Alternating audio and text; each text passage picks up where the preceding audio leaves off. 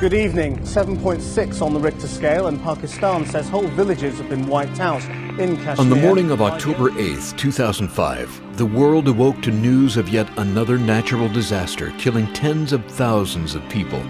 This time, it was an earthquake along the border between India and Pakistan. The damage was catastrophic, and the death toll was rising fast. As the extent of the damage became known to the world, a greater problem loomed ahead. Nearly 3 million homeless people, with winter approaching in the remote and mountainous Himalayas. The crisis ahead was unfathomable. Frontiers teams working throughout the region scrambled to respond. Within days, a Frontiers team leader got an idea. He designed a low-cost, durable metal shelter that could be built on-site using local materials and volunteer help. But Frontiers was not a relief agency, and the problems seemed insurmountable. But God had other plans. A call went out for help, and across the Frontiers movement, thousands responded in prayer and giving. When a Frontiers leader asked for men to come before winter, hundreds responded.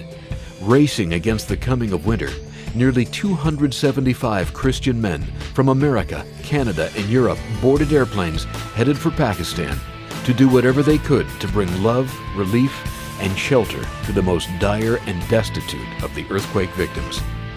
This is their story.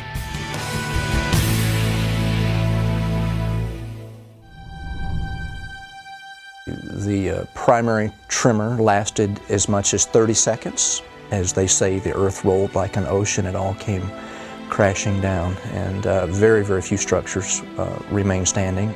Mosques destroyed, buildings with huge cracks in them.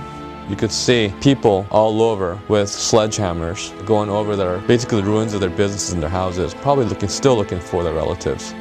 We could see where rocks had fallen from the mountains, big boulders, and walk by and see homes that had been crushed.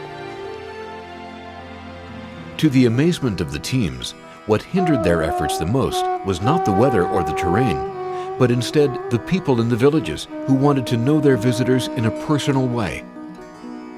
So we would show up and we would start to build, and they would stop us and say, "Chai?"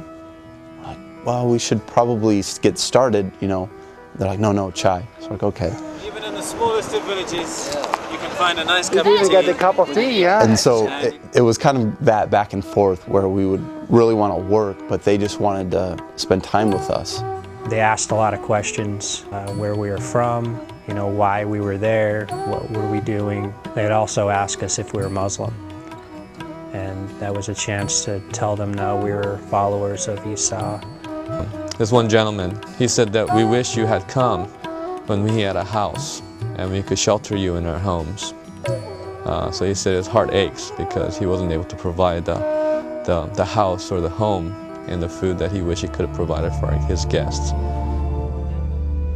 From a simple idea for a shelter and a call to God's people, nearly 7,500 shelters were built in Pakistan through Frontiers teams and other agencies that caught the vision.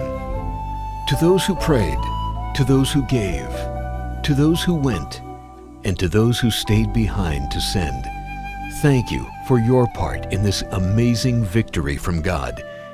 Thank you so much for answering the call to come before winter. To you, our Lord could say, "You sheltered me."